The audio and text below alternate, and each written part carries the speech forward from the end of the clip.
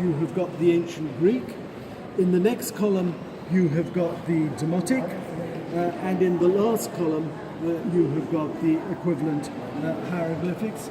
And Champollion, who was not apparently known for his great humour, actually signed his name down here in hieroglyphics, which is a nice touch. The reason Champollion succeeded where Thomas Young and others failed is that he was able to speak an extraordinary number of languages. I think he could speak fluently 18 languages, amongst which was Demotic, which he could read and speak, and Coptic, which is another cursive form of hieroglyphics. Coptic, you probably know, is the Copts are the Christian sect who live in Egypt, and they use the Coptic language in their services, rather like Latin is used by Catholics in their service. There's a very bad example of Coptic over there. So that was how the Rosetta Stone aided the decipherment of hieroglyphics. I said at the beginning that the age of enlightenment was the age of reason, was the age of learning, and the age of discovery. And just to end this little talk, we'll go right to the other end, and I'll just mention one or two things about discovery.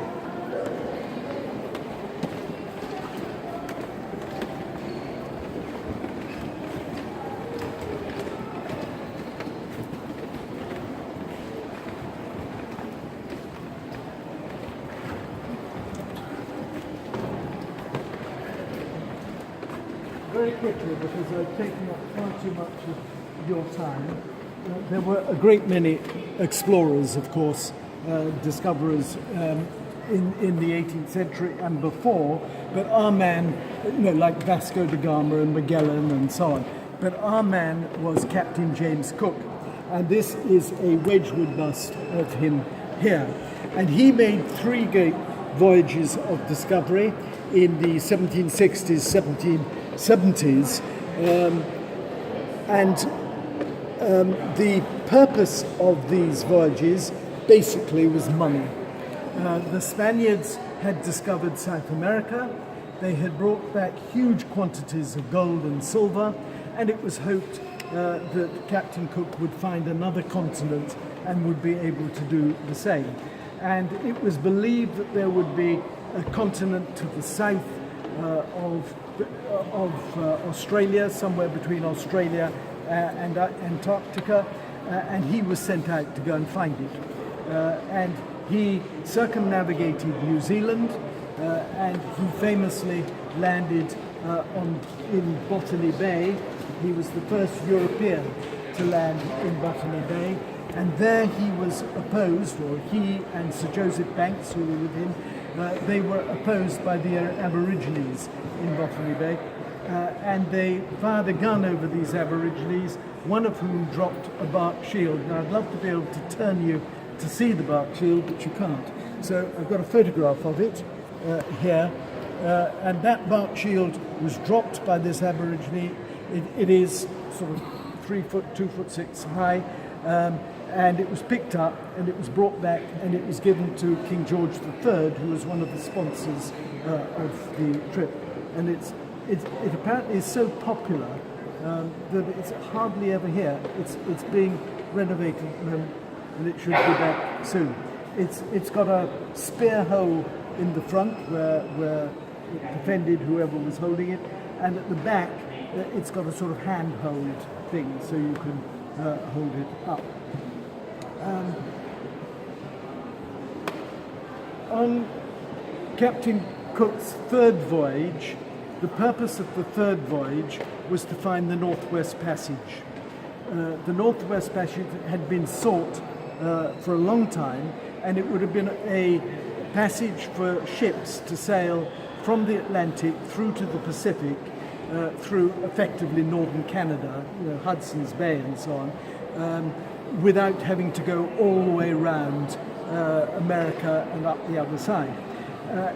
A number of people had probed into the various inlets on the Atlantic side without success, and Captain Cook was asked to go and see if he could find it from the Pacific side. So he sailed to America, down the east coast of America, South America, around the Horn and all the way up the other side.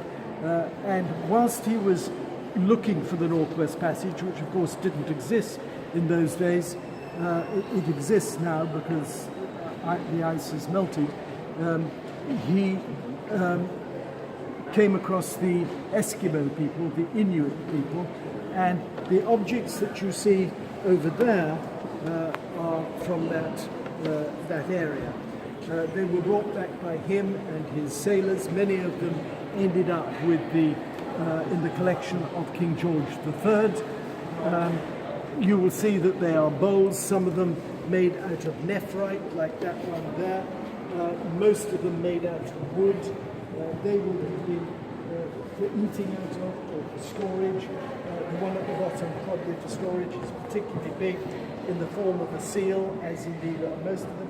And one on the right, I can't quite show it to you, but over there you will see is prettily decorated with shell for the eyes and so on. So they came from Captain Cook's third voyage. You'll probably remember that he was murdered on his third voyage when he went to Hawaii, so he never returned. One other item I'll show you, and that is this crystal here, which is known as a hyena, and that comes from Vancouver Islands, which Captain Cook visited on his third voyage, but that particular crystal was not brought back by Captain Cook. He died anyway. But the man who brought back Captain Cook's boat, Captain Dixon, went subsequently on a voyage of discovery, and it was he who, from Vancouver Island, brought that crystal back.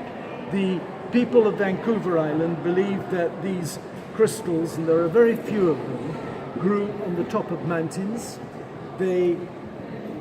It's wrong to say they collected them, because, as I say, there are very, very few of them. It's not as if you took a basket up and shoveled them in.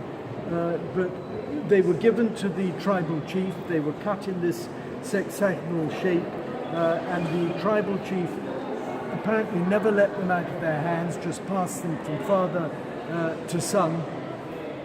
They were meant to bring great good fortune. The only time that they appeared to have some sort of use was as an invitation card. If you were giving a great feast, a potluck, for a marriage or a birth or a war or something, and you wanted to invite somebody, you handed them the hyena, and by way of acceptance they handed it back. And that seems to be the only time that they were let out of his hands. I think I've just about come to the end. When you entered this room, you must have wondered how any sense at all could be made of such a huge, disparate collection of stuff.